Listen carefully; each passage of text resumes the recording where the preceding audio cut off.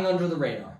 Donovan Mitchell, Yep. top 20 player of the NBA. No My doubt. MVP pick last year. Your MVP pick last year. Yeah. Traded to the Cleveland Cavaliers for Lauri Markkanen, Collin Sexton, Ochai Agbaji, 3 first-rounders, 2 swaps. The Jazz now, between 2 trades for Gobert and Mitchell, and by flipping Patrick Beverley to my Lakers, which we're not even going to mention, but I love that move. I just think they could have gotten more. Have acquired 9 players, 7 picks, and 3 swaps for Gobert and Mitchell. Great job by the Utah Jazz. Before we talk about Cleveland, are you impressed? How impressed? I'm impressed by, obviously, like going into the offseason, that was not something I expected to happen just because 2 years ago, they had the best record in the NBA. Like, this was a team that we were thinking, like, they're not quite there for a title, but, like, we never thought rebuilding was, like, in their cards. And clearly they had other plans, and I think they've honestly they have a foundation. They have a foundation Ainge is better than Presti. How about that? Ainge? Presti took 3 years and tons of players to build up his core.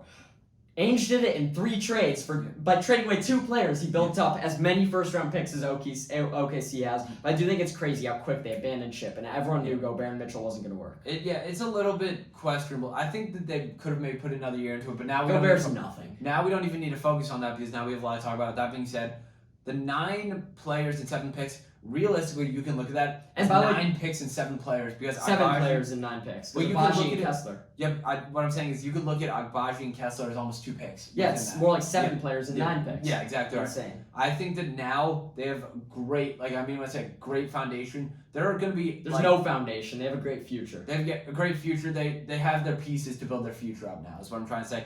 Cavs in the East is the real question. And one more thing. Small markets are really trending down the NBA. They need to draft to win, like Milwaukee did, because you're not drawing in a free agent, and that's why this approach is going to work. Yeah. Let's talk about Cleveland. That's a real interesting thing there. Yeah.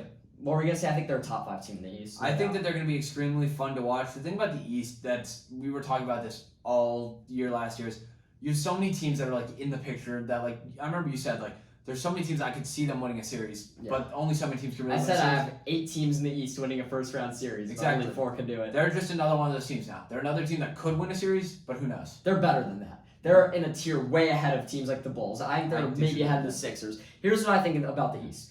The top 2 teams, no doubt, who are not going to get beat this year. It's going to be one of these 2 teams in the finals, are the Celtics and the Bucks. The Bucks, year in and year out, are elite. Giannis, the best player in basketball. They have Drew Holiday, Chris Middleton. There are no question marks there, except for health. Boston has only got better. I think they're the favorites out of the East after picking up Malcolm Brogdon after going to the finals last year. Those are top 2. After that, there's debate. I told you at the end of last season, a new team has made it out of the East every year, so I thought Philly would have a shot. Yeah. That is now Cleveland. Yeah. I absolutely love Cleveland. Darius Garland is the most underrated player in the NBA. Very well, Donovan Mitchell is the 3rd, 4th best shooting guard in the NBA. Karis LeVert is good. Evan Mobley is elite. He is a future All-Star. Jared Allen has been an All-Star. That's Cleveland. I forgot about that. Cleveland is great, and they are young. This is not going to be the year they make it out the East, but I think they have a shot. Where I was talking about the Bulls last year, where they're in a cycle of mediocrity, Cleveland is not there. Cleveland can make it to an NBA Finals in the next 3 years. Sure. Very, very competitive. I legitimately think that they are the 3rd best team in the East. I'm saying that right now. That's a hot take. I think Brooklyn is actually 3. But Brooklyn, there's so many question marks. One week into the season, I could say Brooklyn's at 3 and Cleveland's 4. I like that. Miami's my 5 probably. Yeah. They're good year in and year out, but last year they kind of underwhelmed me. There are just so many teams in the East that's they could make. And the 6 is Philly. The 6 is Philly. My 7's Atlanta. They picked up DeJounte Murray. That's a big move. DeJounte Murray is probably Chicago. Yeah, DeJounte Murray I think is as good, if not better, than Darius Garland, and Trae Young is their 1, who is just as good, if not better, than Donovan Mitchell. Plus John Collins, just as good, if not better, than Jared Allen. Though I think Cleveland has Mobley and LeVert. So I think I like Cleveland more than Atlanta for sure. But Cleveland, don't sleep on them. People already say this isn't a huge deal. Donovan Mitchell, very underrated. Very.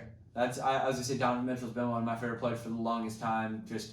I actually met him. He's a very nice guy. But yeah, I think that Cleveland's going to be a fun team to watch. Just the NBA as a whole. You have the ball. I don't want to talk about the NBA this early, honestly. I need to be football-minded. So this is probably the last time we're going to mention it for a while. But you think the Bulls are a top 7 team in the East? I think they can. Who you have them above? Atlanta. I think I have them above Atlanta as of right now. Yeah. As of right now, I have them above Atlanta. Delusional. Just last year, Atlanta was so bad, Spencer. They were great 2 years ago, and they picked up DeJounte Murray. What the Bulls do? Not much. The Bulls drafted Dalen Terry. And, we did well. They still have Vooch. Keeping Vooch is the biggest negative any team has had this offseason. They couldn't get Gobert. They couldn't get a better center than Vooch. Big negative.